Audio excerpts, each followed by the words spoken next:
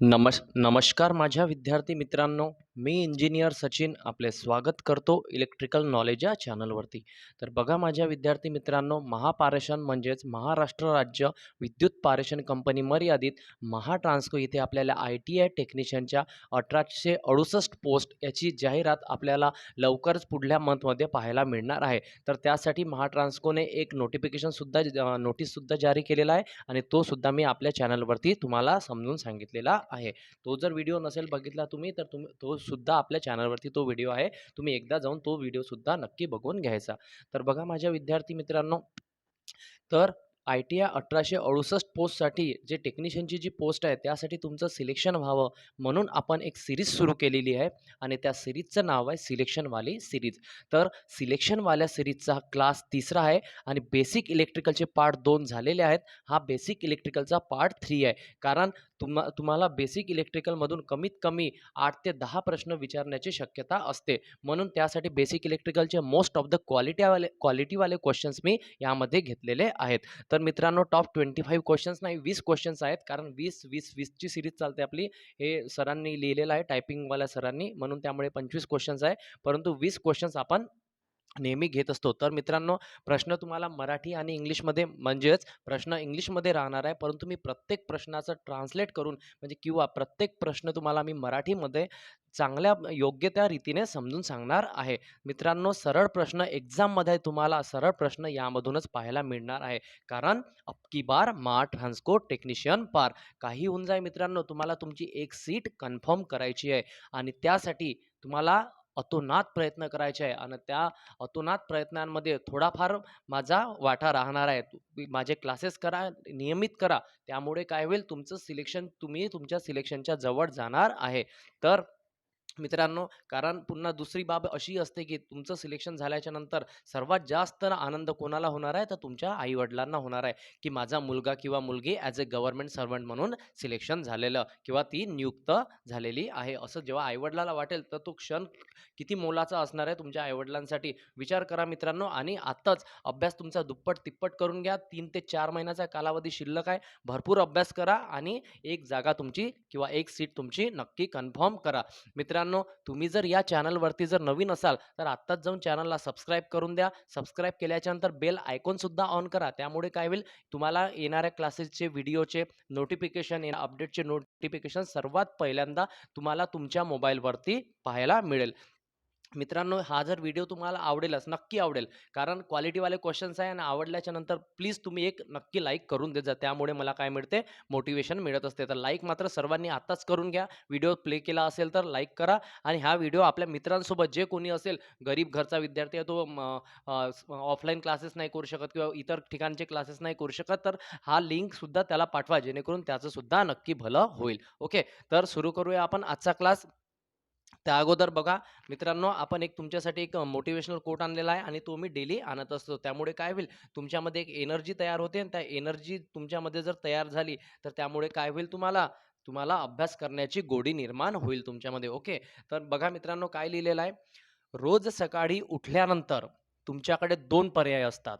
म्हणजे जर तुम्ही रोज सकाळी जेव्हा उठता ना, तेव्हा तुमच्याकडे किती पर्याय असतात? 2 पर्याय असतात. रोज सकाळी उठल्यानंतर तुमच्याकडे 2 पर्याय असतात. स्वप्न बघत परत झोपायचं, कारण तुम्ही सकाळी स्वप्न बघत असता, तर स्वप्न बघत पुन्हा परत झोपायचं. नाहीतर त्या स्वप्नांच्या मागे लागा. कारण स्वप्न माहीत आहे तुम्ही कोणते पाहत असता, की महाट्रान्सको टेक्निशियनमध्ये मी लागलेलो आहे, मी तिथे काम करत आहे, माझ्या माझ्या घरी 40,000 ते 50,000 रुपये सॅलरी येत आहे. हे स्वप्न तुम्ही पाहत असतात आणि पुन्हा सकाळी जेव्हा उठता, तर पुन्हा तुम्ही त्या रजईमध्ये पुन्हा झोपत असता. तर तुम्हाला ठरवायचं आहे, की तुम्हाला स्वप्नांच्या मागे लागायचं आहे, की तुम्हाला स्वप्न बघत परत झोपायचं आहे. तर महत्त्वाचा मोटिव्हेशनल कोट्स आहे आणि यामुळे तुम्हाला नक्की तुमच्यामध्ये ऊर्जा तयार होईल. रोज सकाळी उठल्यानंतर तुमच्याकडे 2च पर्याय असतात. स्वप्न बघत परत झोपा, नाहीतर त्या स्वप्नांच्या मागे लागा. ओके, चला आपण आजचा क्लास सुरू करूया. तर आजच्या क्लासचा पहिला प्रश्न म्हणजेच 41वा प्रश्न. 40 प्रश्न झालेले आहे. 41वा प्रश्न बघा.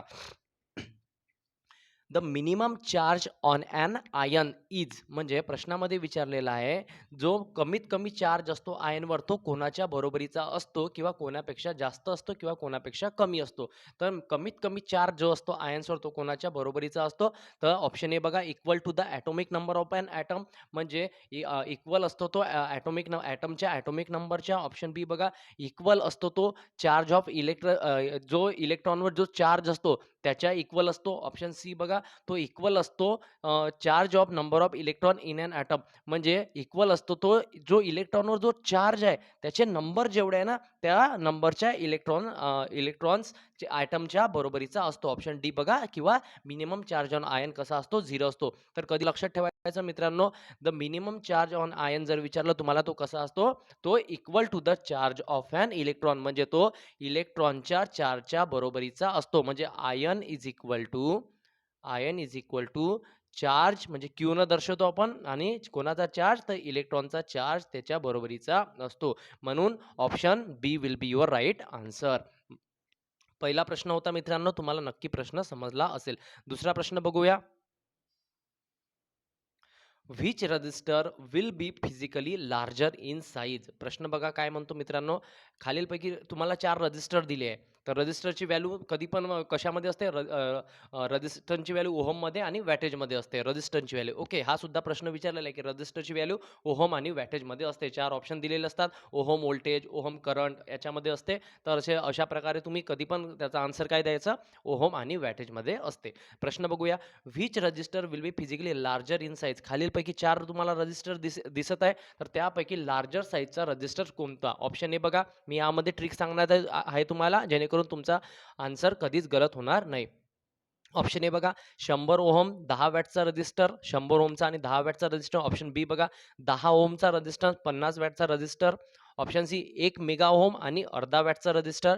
ऑप्शन डी बघा 1 किलो ओहम 1 वॅटचा रजिस्टर. तर लार्जर इन साईज विचारला, फिजिकली लार्जर इन साईज. तर कधी पण लार्जर ट्रिक ही आहे मित्रांनो यामध्ये, की कधी पण तुम्हाला रजिस्टरचा लार्जर इन साईज म्हटलं तर तुम्ही वॅटेजवरून आन्सर द्यायचं. कशावरून आन्सर द्यायचं? वॅटेजवरून आन्सर द्यायचं. म्हणजे 50 वॅट इथं लार्ज म्हणजे मोठी संख्या कोणती दिसून राहिली 4 मध्ये तुम्हाला? कोणती दिसून राहिली 4 मध्ये? 50. म्हणून 50 वॅट हा काय राहणार आहे? लार्जर. मग तुम्ही रेझिस्टन्सचा विचार करायचा नाही. तो किती रेझिस्टन्स आहे. फक्त विचार करायचा की तो वॅटेजचा किती आहे. कोणता विचार करायचा आहे तुम्हाला? की तो किती वॅटेजचा आहे. यावरून काय होईल तुम्हाला समजेल, की लार्जर साइज जर विचारलं तर 50 वॅट हे आन्सर होणार आहे. मग तो त्यामध्ये कितीही रेझिस्टन्स दिला असो. ओके. म्हणून आन्सर काय आहे याचा? 10 ohm 50 watt will be your right answer. म्हणजे बी आन्सर आहे याचा. लार्जर साइज जर विचारला तुम्हाला तर कधी पण किती असते? 10 ओहम आणि 50 watt will be your right answer. I hope मित्रांनो तुम्हाला हा क्वेशन नक्की समजला असेल. पुढला प्रश्न बघूया.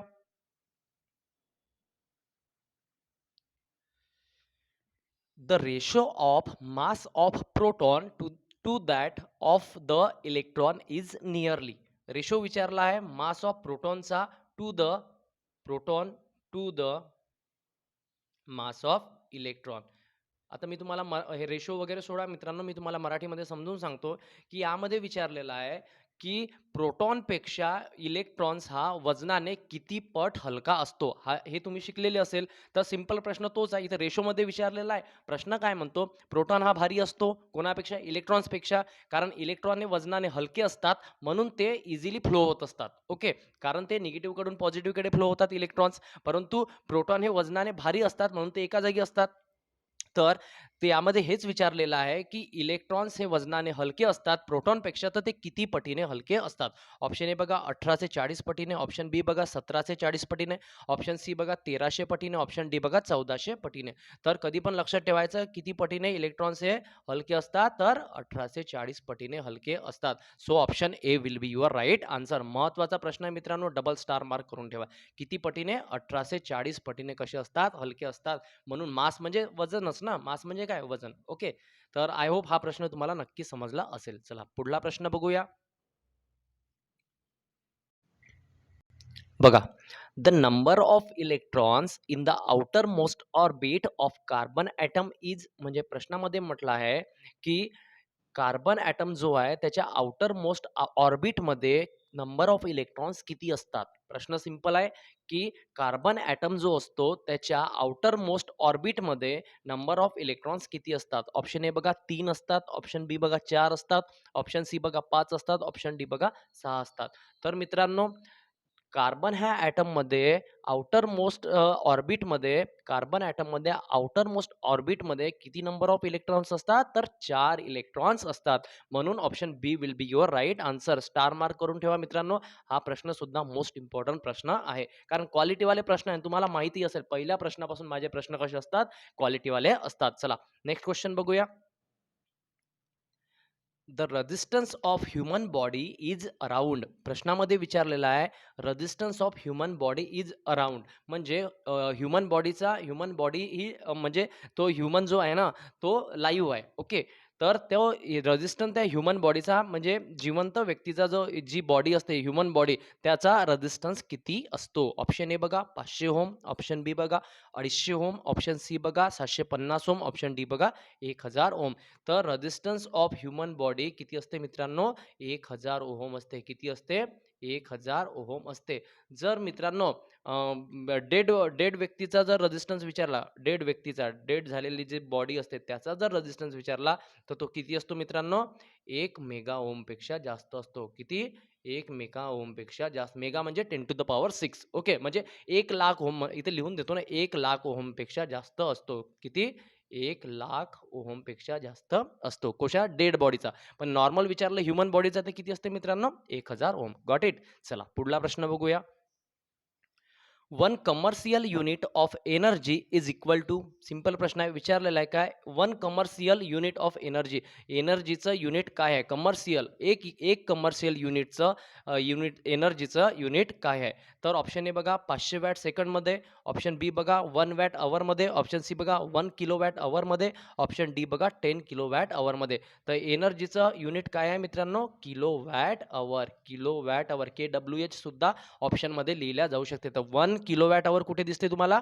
Option C will be your right answer. कारण 1 युनिट विचारलाय ना, 1 युनिट म्हणजे 1 kilowatt hour. So option C will be your right answer. चला समोरचा प्रश्न बघूया. The SI unit of power is. Simple प्रश्न आहे. काय म्हणतो की सिंपल विचारलेला आहे की एसआय युनिट काय आहे? कशाचं? पॉवरचं. ऑप्शन ए बघा हेनरी, ऑप्शन बी बघा कुलम, ऑप्शन सी बघा वॅट, ऑप्शन डी बघा वॅट अवर. काय विचारलेलं आहे? SI unit of power. पॉवरचं युनिट विचारलं आहे. पॉवरचं युनिट काय असते? Watt. So option C will be your right answer. पॉवरचं युनिट काय आहे? वॅट. पॉवर कोणाचा गुणाकार असतो? व्होल्टेज आणि करंटचा गुणाकार असतो. तर पॉवरचं युनिट काय असते? वॅट असते. व्होल्टेजचं युनिट असते व्होल्ट आणि व्होल्टेजचं युनिट व्होल्ट आणि करंटचं युनिट अँपियर. ओके. हे बाकीचे ऑप्शन बघून घ्या. हेनरी कशाचं युनिट आहे? इंडक्टन्सचं. इंडक्टन्सचं युनिट काय आहे? हेनरी. ओके. त्यानंतर बघा कुलम कशाचं युनिट आहे? चार्ज. ओके. त्यानंतर वॅट कशाचं युनिट आहे? पॉवर. राईट. चला वॅट अवर किलोवॅट अवर आलं असतं तर एनर्जीचं. ओके. चला पुढला प्रश्न बघूया.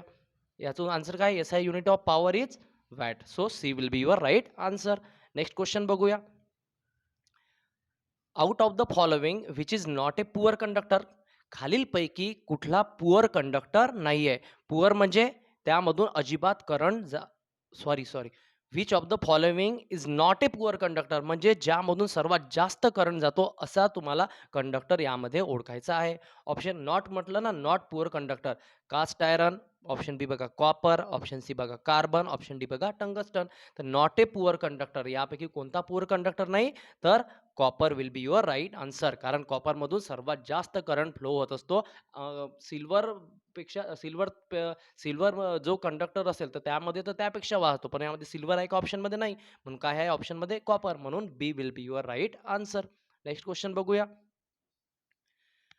Out of the following which is an insulating material म्हणजे विचारलेलं आहे की खालीलपैकी कोणतं इन्सुलेटिंग मटेरियल आहे? सिंपल प्रश्न आहे. खालीलपैकी कोणतं इन्सुलेटिंग मटेरियल आहे? ऑप्शन ए बघा कॉपर, ऑप्शन बी बघा गोल्ड, ऑप्शन सी बघा सिल्वर, ऑप्शन डी बघा पेपर.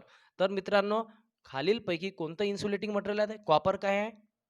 मेटल आहे म्हणजे करंट फ्लो होतो इझिली. गोल्डमधून सुद्धा होतो आणि सिल्वरमधून सुद्धा होतो. परंतु पेपर काय आहे मित्रांनो? इन्सुलेटिंग मटेरियल आहे. म्हणून option D will be your right answer.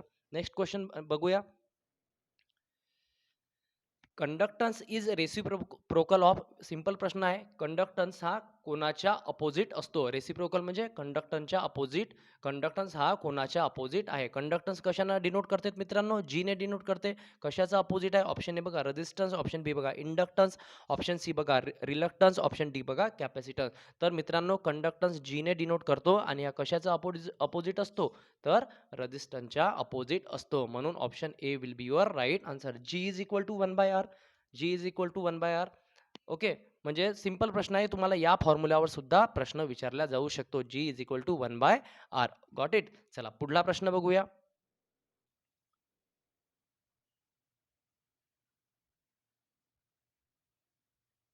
Okay. चला प्रश्न काळजीपूर्वक ऐका. इझी आहे, सर्वांना येऊन जाईल आणि यावर एक ट्रिक सुद्धा तुम्हाला नक्की सांगतो मी.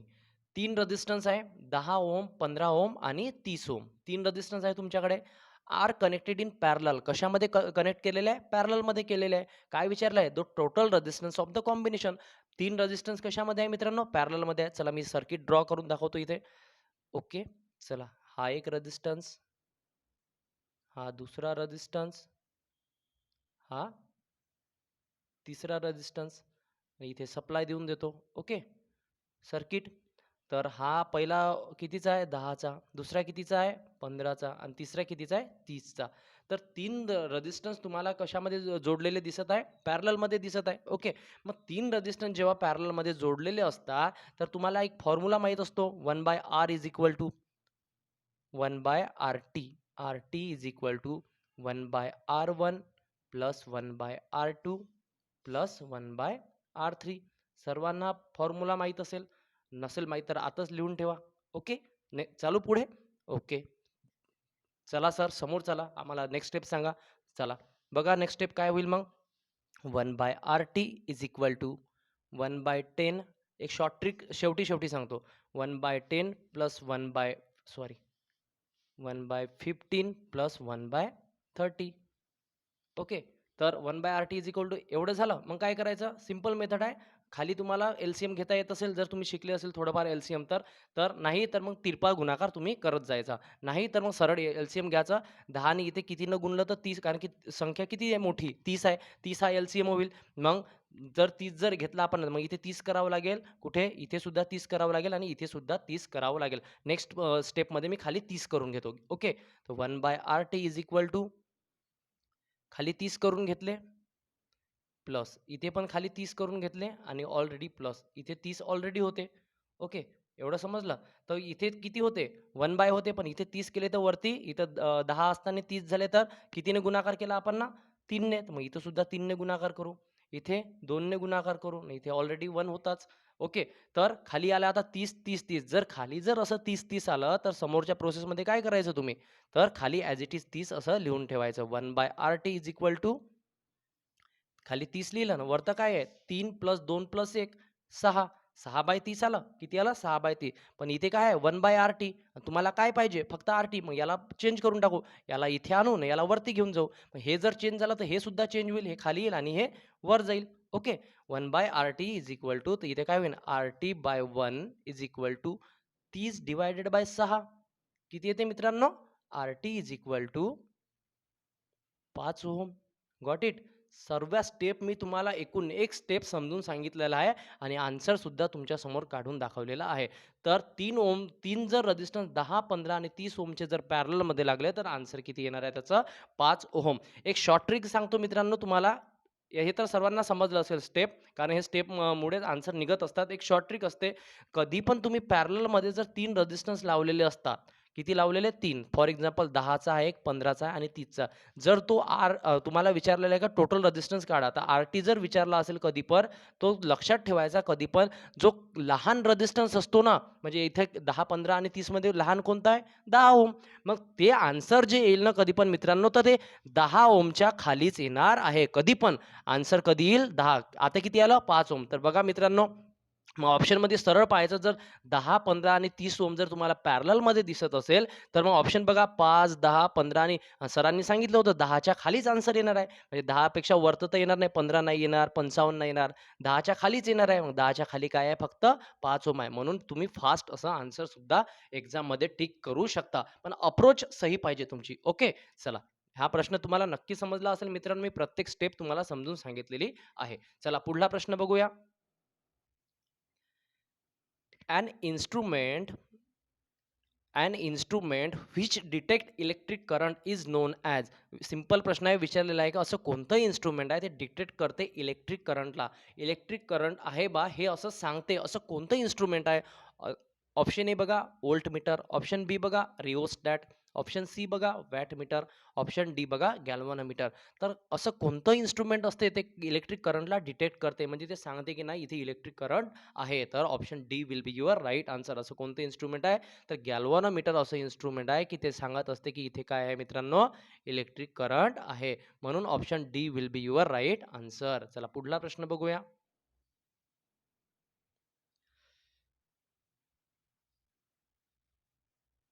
सिंपल प्रश्न आहे याचा आन्सर सर्वांना येऊनही जाईल. ओके. बघा काय म्हणते. In a circuit 80 ohm. एक minute. Okay. In a circuit 80 ओहमचा रेझिस्टन्स आहे. R is equal to 80 ohm. Carry current I is equal to 2.5 ampere. Okay. आणि व्होल्टेज विचारलाय सिंपल ओम्स लॉ सर्वांना माहित असेल V is equal to I into R. V काढायचा आहे. I किती आहे 2.5. आर किती आहे. आर किती आहे मित्रांनो 80. 80 गुणिला अडीच. Simple V is equal to 80 गुणिला अडीच 200 volt. So option B will be your right answer. Got it. Simple प्रश्न होता सर्वांना माहीतच असेल. चला पुढल्या प्रश्नावर जाऊया. Which of the following material has nearly zero temperature coefficient of resistance. हा प्रश्न दर्जेदार प्रश्न आहे मित्रांनो. डबल स्टार मार्क करून ठेवा. येण्याचे प्रबळ चान्सेस आहेत. कारण असा कुठल्या प्रकारचा मटेरियल आहे त्याचं झिरो टेम्परेचर कोएफिशियंट असते. Nearly zero temperature coefficient of resistance असते. ऑप्शन ए बघा मॅग्नीन, ऑप्शन बी बघा पोर्सुलिन, ऑप्शन सी बघा कार्बन, ऑप्शन डी बघा कॉपर. तर मी तुम्हाला चारही ऑप्शन समजून सांगतो मित्रांनो. चला कॉपर पासून. कॉपर काय आहे पॉझिटिव्ह टेम्परेचर कोएफिशियंट. कार्बन काय आहे negative temperature positive temperature coefficient. Carbon negative temperature coefficient. Porcelain insulator आहे मित्रांनो. काय असते ते निगेटिव्ह टेम्परेचर कोएफिशियंट डिपेंड असते रेझिस्टन्सवर. पण मॅग्नीन काय आहे मित्रांनो यामध्ये मॅग्नीन आहे झिरो टेम्परेचर कोएफिशियंट. काय आहे मित्रांनो झिरो टेम्परेचर कोएफिशियंट. चारही ऑप्शन मी तुम्हाला इथे पोस्टमॉर्टम करून दाखवलेला आहे. तर झिरो झिरो टेम्परेचर कोएफिशियंट जर विचारलं तुम्हाला तर manganin will be your right answer. चला नेक्स्ट क्वेश्चन बघूया. हा सुद्धा दर्जेदार प्रश्न आहे मित्रांनो. कारण इथे तुम्हाला थोडं डोकं लावावं लागेल आणि महत्त्वाचा प्रश्न आहे म्हणून मी घेतलेला आहे. आणि क्वालिटीवाला प्रश्न आहे. सिंपल प्रश्न आहे. डोकं लावायचं काम आहे फक्त थोडं आणि मी तुमची मदत करतो. चला प्रश्न वाचूया. You have a replace 1500 ohm resistor in TV. एक टीव्हीमध्ये तुम्हाला 1500 ओमचा रजिस्टर रिप्लेस करायचा आहे. ठीक आहे. इझिली तुम्ही म्हणाल की सर त्यामध्ये काय आहे 1500 ओमचा रेझिस्टन्स आहे ना मी घेतो 1500 ओमचा ना लावून देतो इझिली होऊन जाईल. पण समोर वाचूया काय लिहिलेलं आहे. You have no 1500 ohm resistor. ओ तर प्रश्नामध्ये म्हणते की तुमच्याकडे 1500 ओमचा रेझिस्टन्स लाईन मग तुम्ही काय करायचं. बट इथं लिहिलं आहे but you have several thousand ohm resistance. म्हणजे तुम्हाला सांगितलं आहे की तुमच्याकडे 1500 ओमचा रेझिस्टन्स नाही आहे परंतु तुमच्याकडे खूप सारे 1000 ओमचे रेझिस्टन्स आहे. मग तुम्ही सांगा की खालीलपैकी तुम्ही काय कराल. Which you would connect. म्हणजे तुम्ही खालीलपैकी कसं कनेक्शन कराल की तुम्हाला 1500 ओमचा रेझिस्टन्स लावायचा आहे. तर बघूया ऑप्शन. 2 पॅरललमध्ये लावून देऊ. ऑप्शन बी बघा 2 पॅरलल आणि 1 सीरीजमध्ये लावू. ऑप्शन सी बघा तिन्ही पॅरललमध्ये लावून आणि ऑप्शन डी बघा तिन्ही सीरीजमध्ये लावू. तर पहिलं ऑप्शन बघूया आपण 2 इन पॅरलल. मग 1500 चे जर 2 रेझिस्टन्स आपण पॅरललमध्ये लावले तर काय होईल मित्रांनो. आर इक्विव्हॅलंट जर काढू त्याचा तर आपल्याला 1500 जर 2 लावले तर 1500 गुणिला 1500 डिवायडेड बाय 1500 प्लस 1500 खाली 3000. Got it. मग 1500 दुने आर इक्विव्हॅलंट किती आला मित्रांनो किती आला 750 ओम 750 ओम. मग 750 ओमचा पाहिजे का आपल्याला नाही म्हणून पहिला आन्सर. कारण या दोन जर पॅरलल मध्ये लावलं तर किती मिळते 750. तिसरं बघा सी बघा दुसरं सोडा सध्या 3 इन पॅरलल. 3 जर पॅरललमध्ये लावले तर 1500 चे जर 3 आपण पॅरललमध्ये लावले तर किती येईल मित्रांनो? 500 ओम. आर बाय एन फॉर्म्युला असते.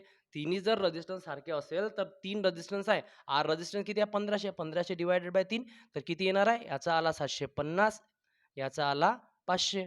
तर हा होईल का? नाही. तिसरा बघा, तिन्ही जर सीरीजमध्ये लावले तर काय होईल? तिघांची बेरीज होते R12 R1 plus R2 plus R3 4500. तर आपल्याला कुठेच आपल्याला इथे 1500 चा रेझिस्टन्स मिळत नाही. आता ऑप्शन बी बघूया आणि हेच आन्सर सही आहे. आता कसं? मी एकदा तुम्हाला सॉल्व्ह करून दाखवतो. बघा, 2 पॅरललमध्ये लावले. 2 जर पॅरललमध्ये लावले तर 1500 into 1500 divided by 1500 plus 1500. Okay. याचा आन्सर किती येते मित्रांनो? 1500 आणि 1500 खाली 3000 आणि वरती गुणाकार. तर गुणाकार करायची गरज नाही मित्रांनो. तुम्ही जास्त गुणाकार नाही करायचा. फक्त स्टेप स्टेप फॉलो करायच्या. 1500 गुणिले 1500 ॲज इट इज लिहायचं आणि खाली लिहायचं 3000. एवढं लिहिलं तर 1500 न 3000 आरामशीर कटते 2 न. तर याचा आन्सर किती येते? 750 ओम. किती येते? 750 ओम. मग 750 ओम आलं. किती आलं मित्रांनो? 2 इन पॅरलल. 1000 ओम, सॉरी 1000चे लावायचे आहे ना आपल्याला, 1000चे लावायचे आहे. सॉरी 1000चे लावायचे आहे मित्रांनो आपल्याला, 1000चे. 1000 प्लस 1000, कारण 1000चे आपले 1000चे अवेलेबल आहे आपल्याकडे. पुन्हा एकदा पहिलेपासून सुरू करूया. 2 जर 1000चे पॅरललमध्ये लावले तर 500 येईल. ओके. दो अ, जर 3 जर पॅरललमध्ये लावले तर 500 डिव्हायडेड बाय 1000 डिव्हायडेड बाय 3 इथे 500 येईल. इथे येईल 333.33 आणि तिन्ही सीरीजमध्ये लावले तर इथे येईल 3000. ओके. 1000चे लावायचे ते. सॉरी, मी 1500 घेतलं होतं. ओके, काही हरकत नाही. तुम्ही, आय होप तुम्हाला हे नक्की समजलं असेल. 2 जर पॅरललमध्ये लावले 1000चे आपण तर 500च भेटेल आपल्याला. आपल्याला पाहिजे 1500 म्हणून हे होणार नाही. सी ऑप्शन बघा. 3 जर पॅरललमध्ये लावले आपण तर R/N 1000 divided by 3. 1000 divided by 3 तर किती आलं? 333.33. Got it? 333.33. तर आणि आपण जर तिन्ही जर सीरीजमध्ये लावल्या R1 plus R2 plus R3 तर 1000 ओमचे जर 3 सीरीजमध्ये लावले तर 3000. 1500 मिळाले का नाही? मग आता आपण पाहू बी ऑप्शन. तर 1000, कारण एक फॉर्म्युला असतो ना आर इक्विव्हॅलंट काढायचा. 2 जर रेझिस्टन्स पॅरललमध्ये R equivalent is equal to R1 into R2 divided by R1 plus R2. हा फॉर्म्युला सर्वांना माहीत असेल. ओके. तर या हिशोबानं 1000 गुणिले 1000, 1000 गुणिले 1000 डिव्हायडेड बाय 1000 प्लस 1000 किती होते? 2000. मग 1000 न 2, 1000 डिव्हायडेड बाय 2 किती आले? 500 ओम. 500 ओम. याच्या जर सीरीजमध्ये आपण ना पुन्हा एक रेझिस्टन्स लावला 1000चा तर आपल्याला मिळते 1500 ओम आणि आपल्याला 1500च पाहिजे. म्हणून option B will be your right answer. मी पूर्ण पोस्टमॉर्टम करून दाखवलेला आहे मित्रांनो प्रश्नाचा. Got it? तर 2 इन पॅरलल आणि 1 इन सीरीज. चला पुढला प्रश्न बघूया. Which is the best conductor of electricity? खालीलपैकी विचारलेला आहे की कोणता, हा प्रश्नाचा आन्सर सर्वांना माहिती असेल ना. असे प्रश्न तुम्हाला सर्वांना बोनस मार्क्स म्हणून येत असतात. तर हा प्रश्नाचं उत्तर सर्वांना माहीतच असेल. Which is the best conductor of electricity? Option A बघा आयरन, ऑप्शन बी बघा सिल्वर, ऑप्शन सी बघा कॉपर, ऑप्शन डी बघा कार्बन. तर which is the best conductor of electricity काय आहे मित्रांनो? Option B will be your right answer. तर silver is a best conductor of electricity. म्हणून B हे तुमचं काय आहे? योग्य उत्तर आहे. चला नेक्स्ट क्वेश्चन बघूया. The filament of an electric bulb is made of. म्हणजे विचारलेला आहे की इलेक्ट्रिक बल्बचा जो फिलामेंट असतो तो कशापासून बनविलेला असतो? इलेक्ट्रिक बल्बचा फिलामेंट कशापासून बनविलेला असतो? ऑप्शन ए बघा कार्बन पासून, ऑप्शन बी बघा ॲल्युमिनियम पासून, ऑप्शन सी बघा टंगस्टन पासून, ऑप्शन डी बघा निकेल पासून. तर फिलामेंट हा इलेक्ट्रिक बल्बचा कशापासून बनवलेला असतो? Option C will be your right answer. कशापासून बनवलेला असतो? टंगस्टन पासून बनवलेला असतो. म्हणून टंगस्टन हे तुमचं योग्य उत्तर राहणार आहे. चला नेक्स्ट क्वेश्चन बघूया. हीट जी कंडक्टरमध्ये प्रोड्यूस होते, इलेक्ट्रिक करंट त्याचं कारण काय आहे? कोणामुळे? म्हणजे इलेक्ट्रिक करंट जर पास झाला तर तिथे हीट तयार होते कंडक्टरमध्ये, तर ते कोणामुळे तयार होते? प्रश्न तुम्हाला नक्की समजला असेल. हीट कंडक्टरमध्ये प्रोड्यूस होते, इलेक्ट्रिक करंट जर पास झाला तर ती कोणामुळे तयार होते? ऑप्शन ए बघा रिॲक्टन्समुळे, ऑप्शन बी बघा कॅपॅसिटन्समुळे, ऑप्शन सी बघा इम्पिडन्समुळे, ऑप्शन डी बघा रेझिस्टन्समुळे. मित्रांनो हीट कशामुळे प्रोड्यूस होते? तर हीटचा फॉर्म्युला असतो H is equal to I square R into T. सर्वांना माहित आहे एच म्हणजे हीट असते मित्रांनो. आणि आय म्हणजे करंट असतो, आर म्हणजे रेझिस्टन्स आणि टी म्हणजे टेम्परेचर. तर हीट जी तयार होते ते कोणामुळे तयार होत असते? रेझिस्टन्समुळे तयार होत असते. कारण H इज इक्वल टू हा फॉर्म्युला जर नसेल माहीत तर लिहून ठेवा मित्रांनो. हा सुद्धा तुम्हाला प्रश्न पेपरमध्ये येऊ शकतो.